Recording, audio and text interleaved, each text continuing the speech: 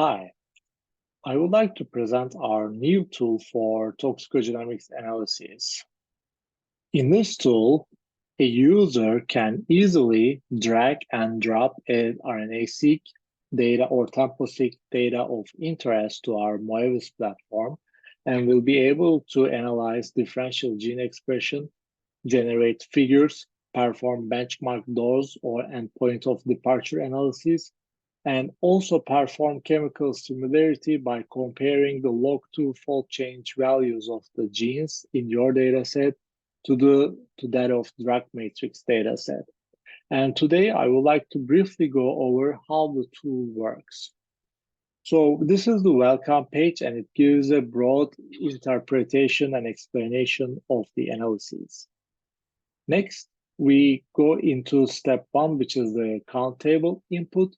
And then you can either drag and drop your gene count table here. Usually it's provided as a text file. In this presentation, I will upload the example count file. So now we can see that it is loaded. It has different columns, and the first column is the gene names, and every different sample has a different number of gene counts per gene. And in the second column, we upload the metadata. The metadata should include the samples and what dose or time concentration it should be put in, named as the group. So it should have these two specific titles. And we can upload the metadata, which is the theorem from Harrell et al. 2021. So we can see that our sample names are the same as column names in our gene expression table. Next, we click on the seq2 analysis, and we can click on just process differential gene expression analysis, and you will see a human running, swimming, riding a bicycle, etc. It's basically the analysis running, and it should take a minute.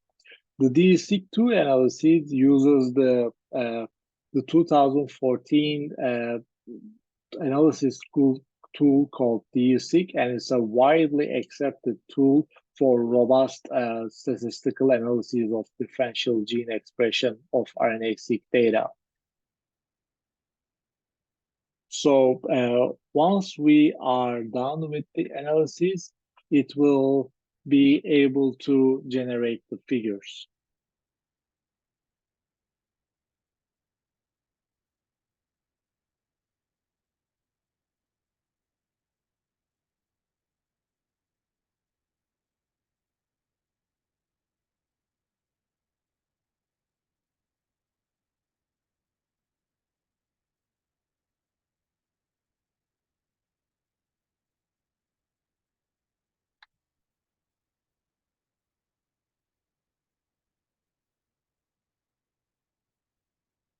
Okay, now the analysis is completed. It gives a summary of the differential expression analysis. So at certain dose concentrations versus the non-treated controls, it gives the number of up and down regulated genes. And you can technically download the data, different data, such as the summary, normalized expression matrix,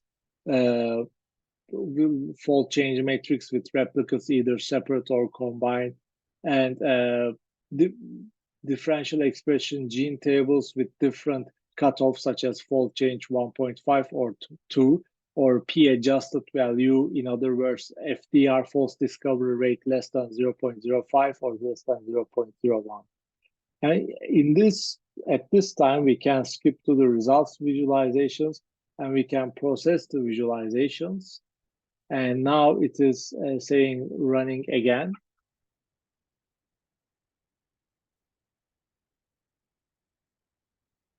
This should take a minute or so.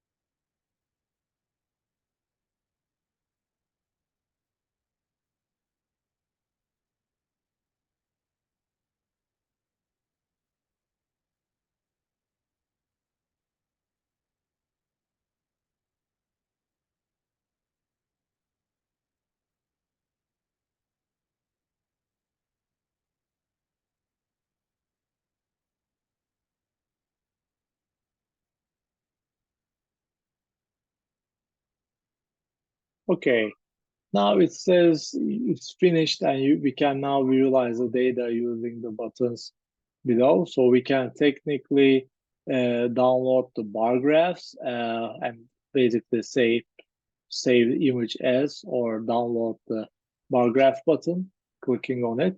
And it gives the up and down regulated gene numbers for each dose concentrations. And we can then click on view volcano plots. It gives the log2 fold change as a function of minus log 10 p-value, the significance levels. And it also outputs the gene names on the plots for each dose concentration. And now we can, for example, download the gene expression heat map as a z-score. Certain genes go up, certain genes go down as a function of dose. Or download the PCA plot, for instance, where each dose is colored differently. Or correlation data, for example. And next, we can perform chemical similarity analysis by using the drug matrix data. So in this example, we can take the gene expression data using the example data set, which is Tyram from Harrell et al. 2021. And we can compare the log2 fold change values of these genes with all the log2 fold change values within the drug matrix data. There are hundreds of chemicals in the drug matrix data. This way, we can identify by just looking at the log2 fold change values and their distances, which chemicals and concentrations are most similar to our compound of interest or to the data that we just uploaded. After this step, I will go back to the BMD analysis because this is a separate parallel analysis. Okay, so in the TSNE visualization, each dot represents a chemical in the drug matrix data, and the red dot indicates our data. And underneath, it basically calculates the distance between each dot and outputs the top 10 or 15 conditions that are closest to our data of interest. In this case, is carbotetrachloride 24-hour 300 micromolar, for example. That is the most similar, the lowest distance for our compound. There's 24-hour 15 micromolar thyroidazine. Since we are using Tyram, maybe this is a relatively similar one, etc., etc. So we can gather information about that. And finally, we can click on BMD analysis and we can run the BMD analysis step. This step takes a significant amount of time. So for the presentation purposes, I will process and visualize example data. This is also TRAM data, and it outputs the GO pathway ID, the name of the gene ontology pathway, the significance level, and then the median levels for BMD-L, BMD, and BMD-U values. And then down below, if I may zoom out a little bit, it outputs the medium BMD levels as a function of minus log 10 p-value. And we can see that, for example, at lowest BMD, medium BMD concentrations, it affects regulation of cell morphogenesis, then around 5 micromolar. And at around 5.6 micromolar, we have cellular response to metal ion and protein localization to nucleus, etc., etc. And we can see the genes inside each pathway, whether they are all down-regulated or some are up and some are down-regulated, which we have highlighted as conflicting pathways. So the genes inside are valuable, but they are significantly differentially expressed. On the other hand, we also have another figure which shows the distribution of BMD-L, BMD, and BMD-U values for the top 20 pathways. And if I zoom in again, For example, for regulation of cell morphogenesis, we have a relatively tight distribution from 4 to 8 micromolar, for example. But for other pathways, such as negative regulation of transferase activity, the range goes from around 4 to 5 to this is 14, 15 micromolar.